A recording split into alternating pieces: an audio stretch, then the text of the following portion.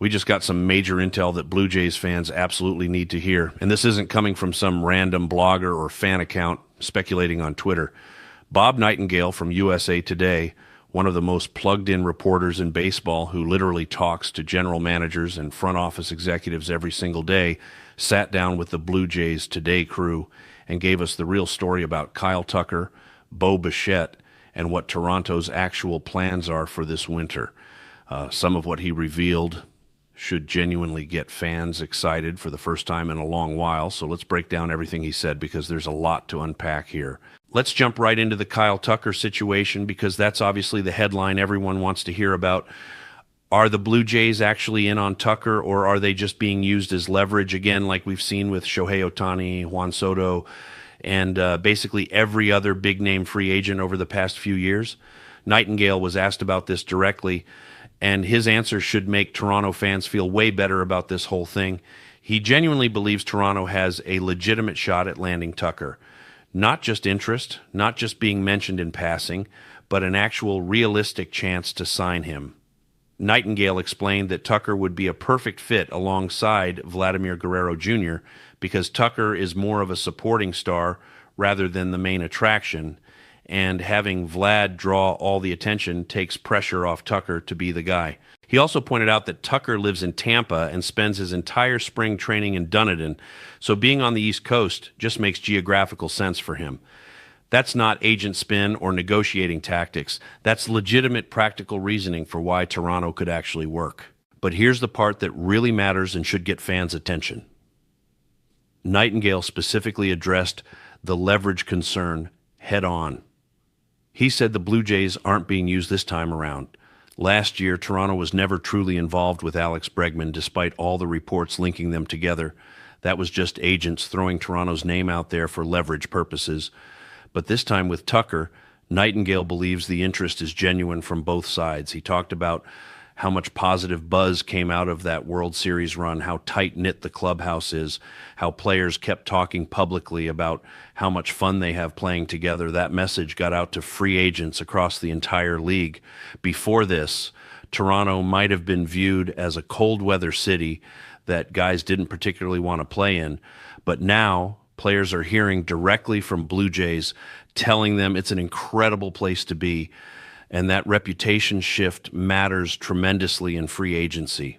Nightengale also explained something really important about how the current collective bargaining agreement works.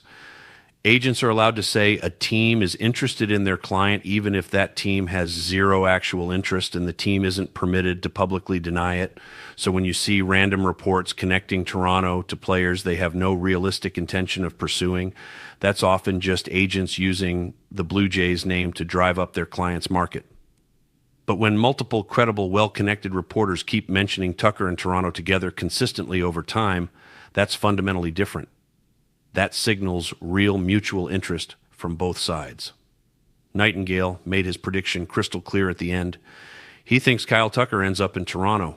That's his actual pick for where Tucker lands this offseason, and that should tell you how serious he believes this pursuit is. Now let's shift to Bo Bichette because this situation is way more complicated than people realize. Nightengale described Bo's free agent market as surprisingly quiet, with maybe only 3 or 4 teams seriously interested in signing him. Some teams are concerned about his defense at shortstop and whether he can stay there long term. Other teams simply don't want to commit over $200 million to him given the questions about his durability and defensive profile. Atlanta was mentioned as a potential landing spot earlier this offseason, but Nightengale doesn't think that's happening anymore. Boston might have some interest, but beyond that, it's a pretty limited market for Bo. He pointed out that last year there were widespread reports that Bo wanted out of Toronto and was looking to leave, but those rumors have completely disappeared now. The question becomes whether Bo wants to chase every last dollar on the open market or if he'd prefer staying somewhere familiar where he's already established. Nightengale thinks Bo will ultimately get more money than Alex Bregman received, but he'll land somewhere closer to $200 million than $300 million in total value. And here's the really interesting wrinkle in all this. He noted that Toronto just went to the World Series without Bo contributing for most of that run. Bo missed all of September, missed the first few playoff rounds entirely, and the team kept right on winning without him. Bo eventually came back and played in the World Series despite obvious injury risk, which Nightengale praised as exactly the kind of competitive mentality that goes a long way with organizations.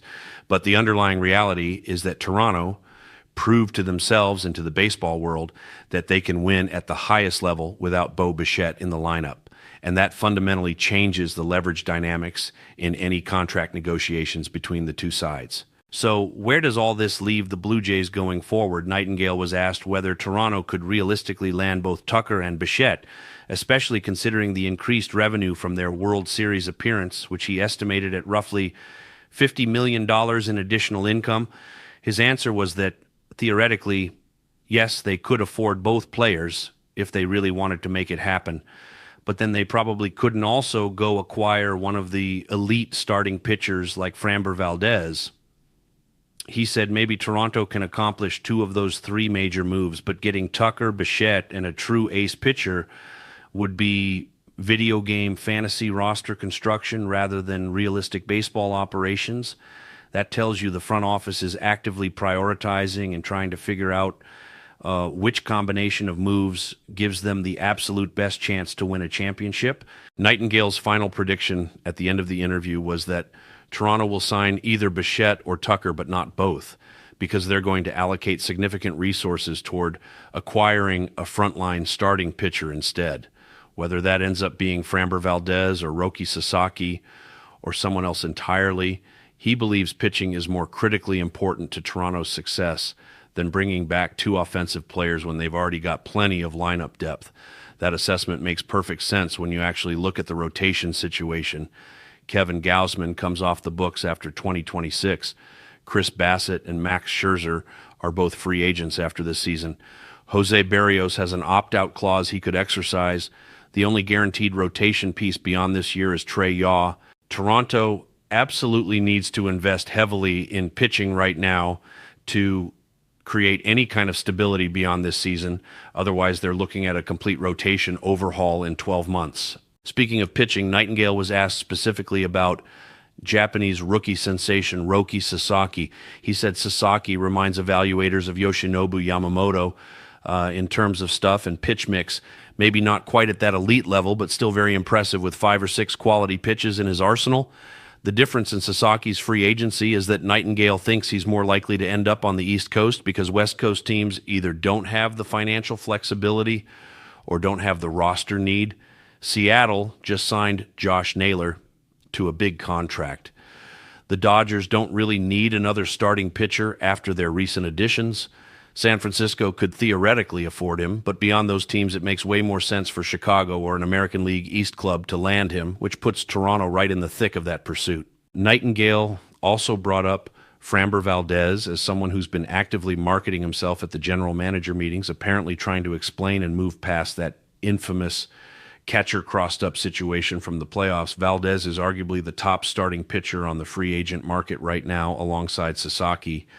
Dylan Cease was mentioned briefly, but Nightengale thinks Cease was disappointing during his time in San Diego and isn't worth being considered at the very top of the pitching market.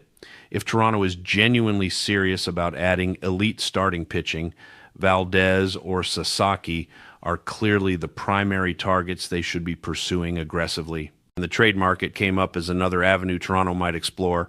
Nightengale said there will probably be more trades than usual this offseason because there simply aren't many quality free agents available across baseball. He mentioned guys like Freddie Peralta from Milwaukee, who only makes $8 million and could slot into basically any rotation, but he doesn't think Milwaukee would move him unless they receive an absolutely overwhelming offer. He brought up Jacob deGrom as a fascinating name to watch. deGrom has a no-trade clause in his contract and lives in Florida during the offseason, so theoretically Toronto could work as a destination for him. The Rangers desperately need to reduce payroll after their spending spree. So if they're willing to eat a significant portion of deGrom's remaining contract, that becomes a really intriguing possibility for Toronto to explore.